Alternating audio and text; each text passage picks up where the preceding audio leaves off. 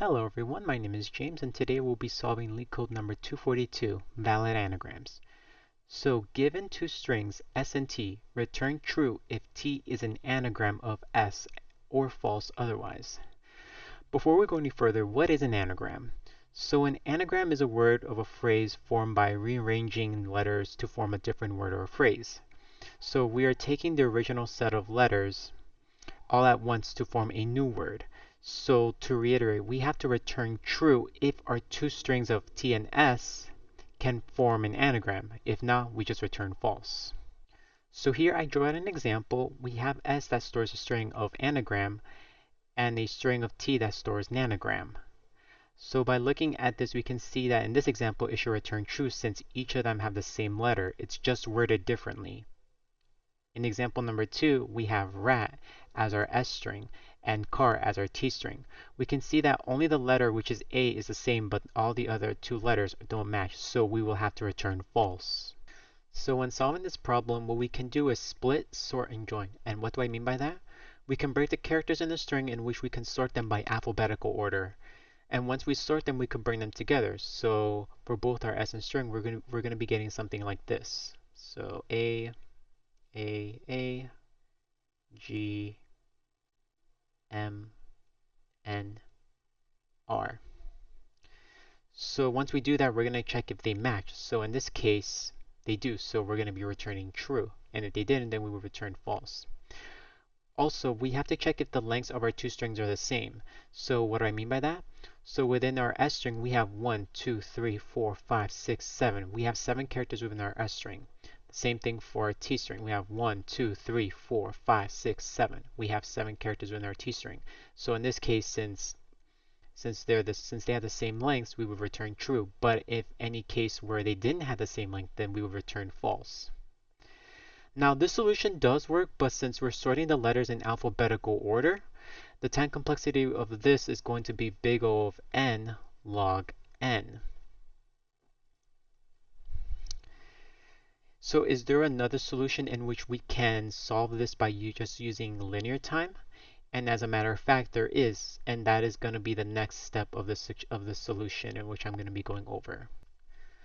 So for the optimal solution, we can use what's called a hash map, and that's going to help us keep track of the frequencies of each character within our strings. So in this case, we're going to create two hash maps, one for our S count and one for our T count. Once we create this hash map, we're going to also be using an iteration. So what's going to happen is that we're going to create a for loop by iterating through our S string and iterating through our T string.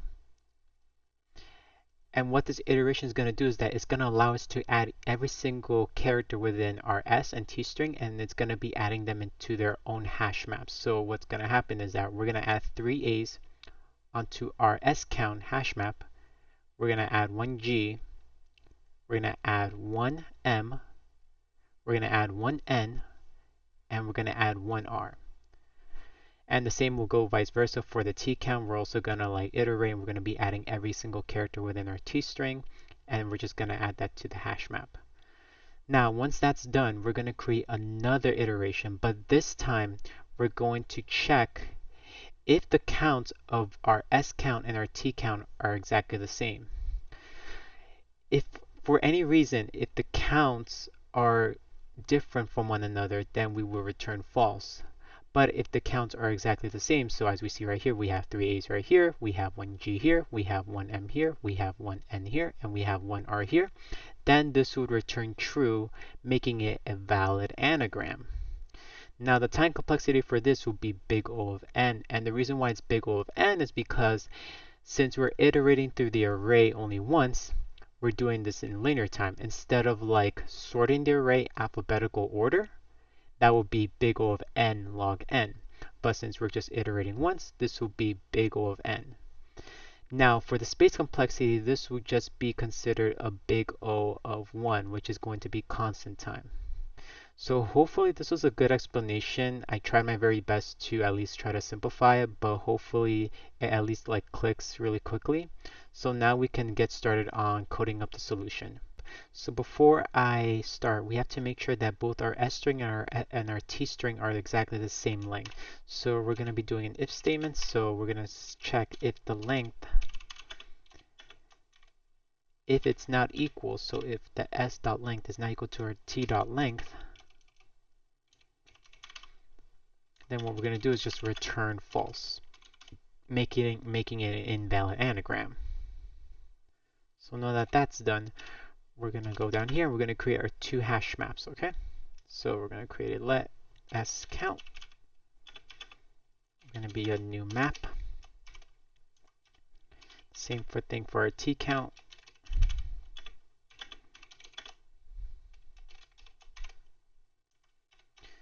So once we have that, we're going to be doing a for loop for our iteration. So we're going to create a for loop.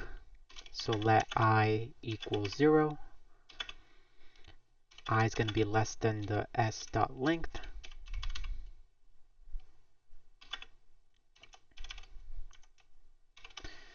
So what we're going to do now is that, as I stated before, we have to make sure that we keep track of our characters for each of our s string and for our t string. So we're going to create a new variable. We're going to call this s character, and it's going to have our s iteration. So I, same thing for our t characters. So t character is going to equal to ti. So now that that's done, now we're going to be adding each character within our hash maps. So what we're going to do, we're going to have our scount hash map, and we're going to be setting it up. So what we're going to do is that we're going to add our s character. And if the character of our string hasn't been added, then we're just going to default it to 0. But if it has been added, then we're going to increment it to 1. So our s count dot get is going to be s character. If it's defaulted to 0, plus 1. And we're going to be doing the same thing for our t hash map. So same thing. Let's just come down here. T.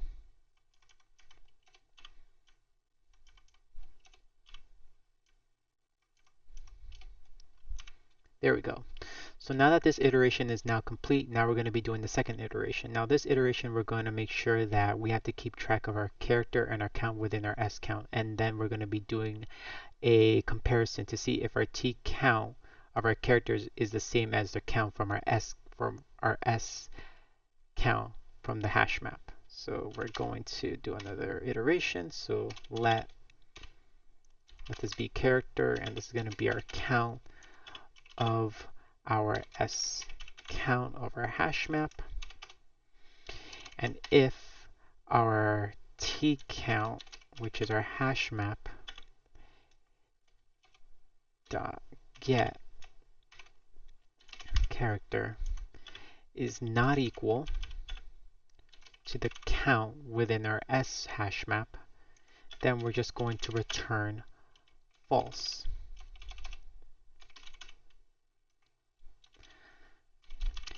But if everything is valid and if it's an anagram, then we're just going to return true.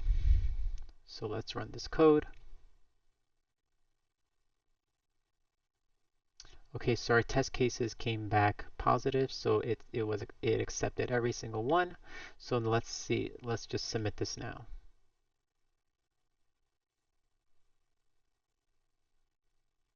Okay, so we see that this is much more optimal and there's a much more preferable solution. This is running in big O of n, and the memory is going to be running in big O constant time.